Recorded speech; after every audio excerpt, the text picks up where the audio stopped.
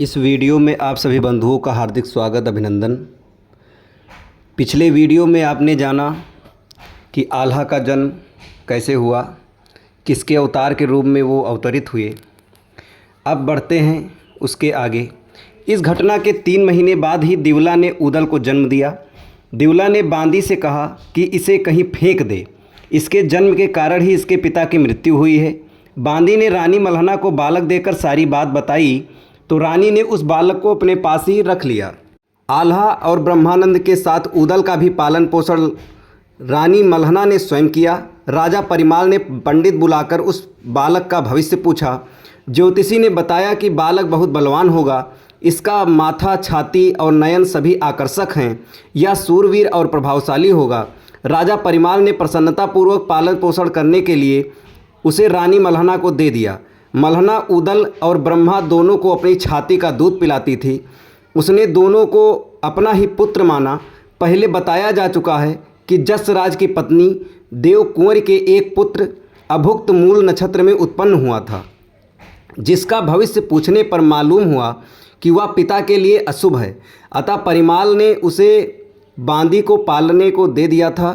एक बार वह गंगा स्नान के मेले में गई थी तो पृथ्वीराज ने उस बालक को उठवा लिया। बाद में अपने भाई कान्हदेव को गोद दे दिया, क्योंकि उसकी संतान नहीं थी। बाद में वह देवपाल और धांधु नाम से प्रसिद्ध वीर हुआ। रानी मल्हना सब लड़कों को बहुत प्यार करती थी। एक बार महोबा में गुरु अमरनाथ पधारे। मल्हना अपने साथ दिवला और ब्रह्मा रानी को लेकर अमरनाथ जी महाराज की सेवा में पहुंची। आल्हा, उदल, ब्रह्मानंद, मलखान, ढेवा आदि सबको गुरु अमरनाथ जी के चरणों में प्रणाम करवाया। रानी ने कहा, आप इन्हें अपना दास जानकर अपनी शरण में लेकर आशीर्वाद दीजिए। गुरु अमरनाथ जी ने आल्हा की पीठ ठोंकते हुए कहा, सदा विजयी रहोगे, सभी बड़े योद्धाओं पर विजय प्राप्त करोगे। फिर उदल की पीठ ठोकी, बोले, इस लड़के का शरीर वज्र का होगा, जिस पर हथियार भी असर नहीं करेगा। फिर मलखान पर हाथ फिराते हुए उसका शरीर वज्र करने लगे।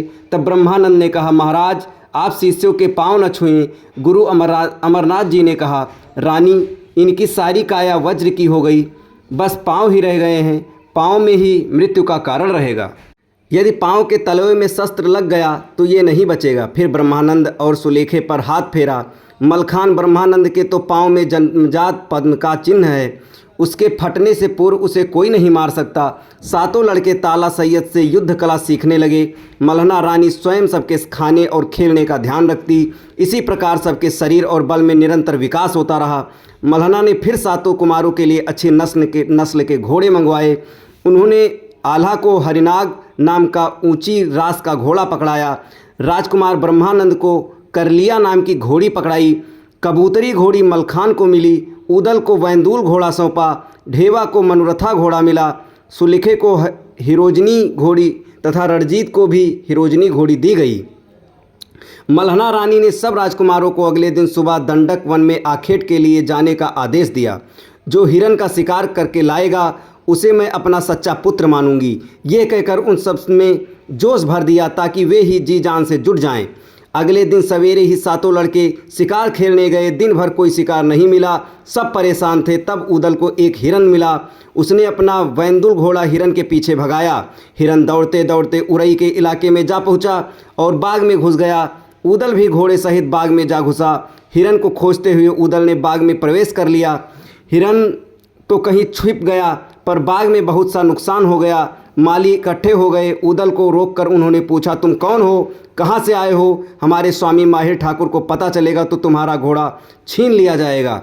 उदल ने अपना परिचय दिया, मेरा नाम उदल है, महोबा से आया हूँ, जहाँ के राजा परिमाल राय हैं, आल्हा का छोटा भाई हूँ। किसी में इतनी हिम्मत नहीं जो मेरा घोड़ा छीन ले। इतना कहकर उदल ने घोड़ा महोबा की ओर मोड़ दिया और शाम होते होते महोबा पहुँच गए। दूसरे दिन फिर सारे लड़के घोड़े पर चढ़कर वन में शिकार के लिए निकले। सबने मिलकर हिरन का शिकार किया और लाकर राजा परिमाल व रानी मल्हना के सामने रख दिया। दोनों बहुत प्रसन्न हुए। उन्हें विश्वास हो गया कि लड़के मांडवगढ़ के करिया राय से बदला लेने में समर्थ हो गए हैं। सबने आनंद मनाया और नित्य युद्ध का अभ्यास करने लगे। ये कहानी यहीं पूरी होती है। इसके आगे की कहानी आपको अगले वीडियो में बताई जाएगी। तब तक सभी के लिए धन्यवाद।